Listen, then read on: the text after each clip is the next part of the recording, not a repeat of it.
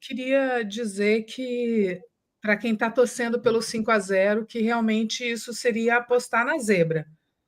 Pelo comportamento do ministro Fux ao longo de todo o processo, é muito, muito improvável que ele não abra divergência em relação ao voto do relator.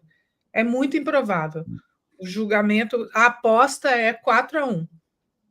E o ministro Fux, como a Daiane falou, ele ainda tem um entendimento diferenciado entre o que são atos preparatórios e atos executórios.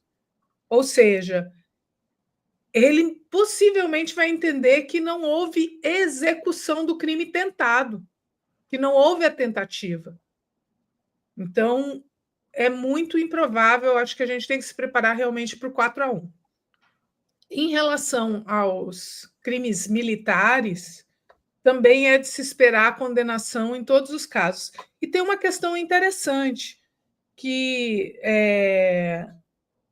a Justiça Militar já se pronunciou no sentido de entender que quem tem que decidir pela perda da patente é a própria Justiça Militar, que a competência para se pronunciar sobre a perda da patente, porque quando a condenação for superior a 2 anos, o militar pode ser julgado e condenado por perder sua patente.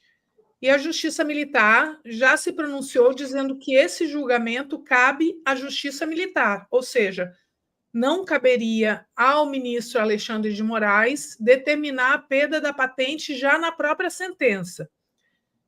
E isso tem uma consequência interessante, porque se todos esses militares perderem a patente, o que seria extremamente didático politicamente, isso eu acho, inclusive, que é bom que seja pela Justiça Militar.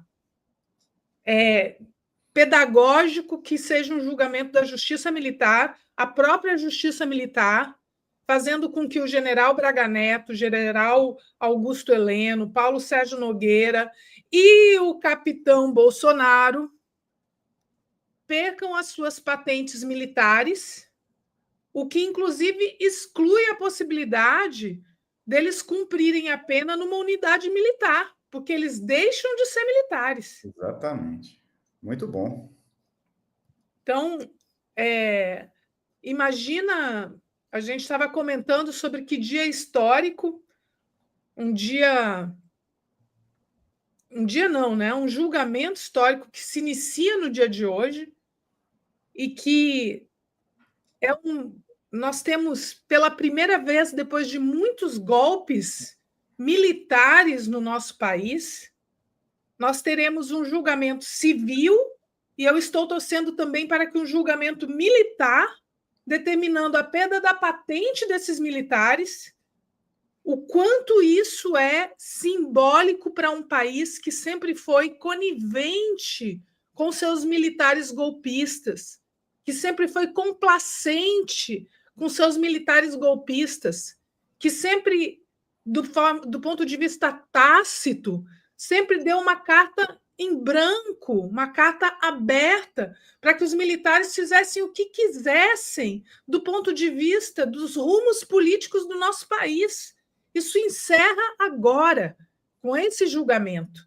Com esse julgamento, e por isso eu torço para que a perda da patente seja dada pela Justiça Militar, porque aí a própria Justiça Militar também estabelece um crivo de limite para os seus próprios rumos futuros. Os militares que sempre acharam, através de carta do Clube dos Militares, etc., que eles tinham o poder de determinar os rumos políticos da nação, os próprios militares também vão dizer que eles têm um limite, o limite dele é servir ao chefe das Forças Armadas, que é o chefe do Poder Executivo, que é eleito democraticamente. Então, nós estamos entrando num capítulo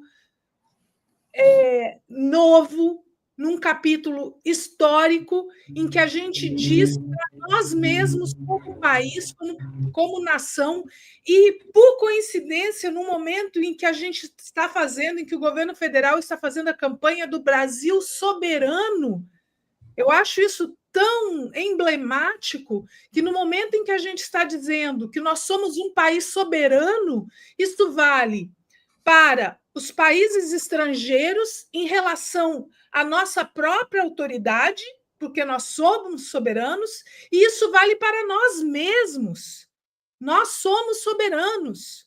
Nós não pactuamos com golpes. Nós não pactuamos com ameaças contra a nossa democracia.